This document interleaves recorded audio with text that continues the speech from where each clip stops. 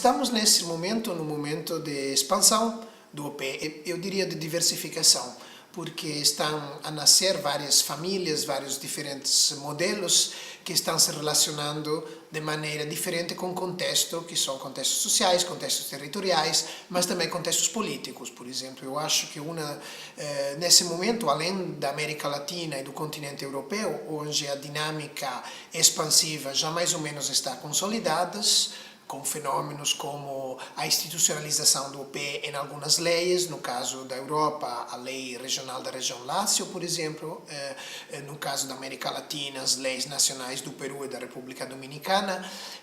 Existem países que estão olhando para o OP pela primeira vez, desde 2 ou 3 anos, com experiências isoladas, mas não por isso menos interessante. Por exemplo, tem várias experiências na África. Na África tem um suporte parcial, não de todas as experiências, mas que está sendo oferecido pelo Banco Mundial junto à Agência Habitat das Nações Unidas, através de cursos de formação em diferentes áreas, e as dinâmicas com que os OP estão tomando forma é bastante diferente, por exemplo, nas áreas rurais e nas áreas urbanas.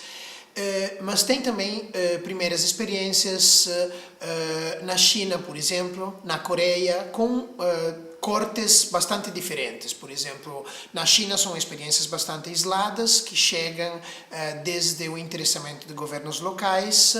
Na Coreia tem uma maior interconexão ligada sobretudo ao uso das novas tecnologias.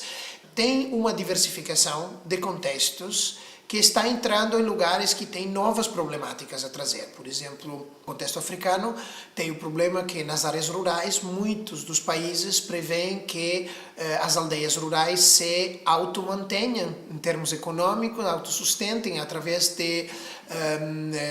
dos impostos locais, por exemplo.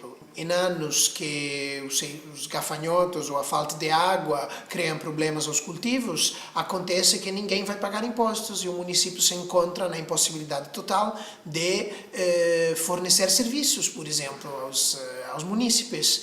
Então, o orçamento participativo nesses lugares vai adquirindo uma nova sensibilidade para sair só da discussão das despesas e começar também a trabalhar sobre a construção das receitas. Por exemplo, no caso da China, que é um contexto que a nível maior de Estado é um nível claramente pouco democrático, pelo menos pouco pluralista, os OP têm também uma importância em termos de pedagogia da democracia, de aprendizagem à democracia para os cidadãos.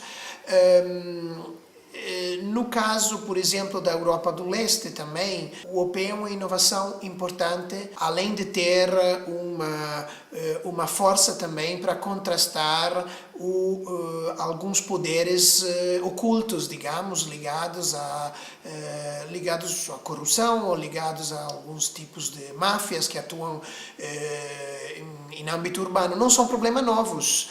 O Brasil teve que enfrentar em muitas áreas informais, por exemplo, a Colômbia, o poder dos narcotraficantes, que chega também no território local, impedindo algumas transformações para poder controlar melhor o território. Então, enquanto espaço de transparência, de decisão comum, o OP pode ser também um lugar que oferece um espaço de sítio contra os poderes ocultos e intransparentes que atuam no território. Claramente não elimina eles, remove para outros lugares, mas a tipologia das problemáticas e os pontos de vista de transformação dos quais se pode analisar o OP, hoje são muito variados e com o multiplicar-se dos contextos estão se multiplicando também as oportunidades e os efeitos diferentes do OP nos territórios.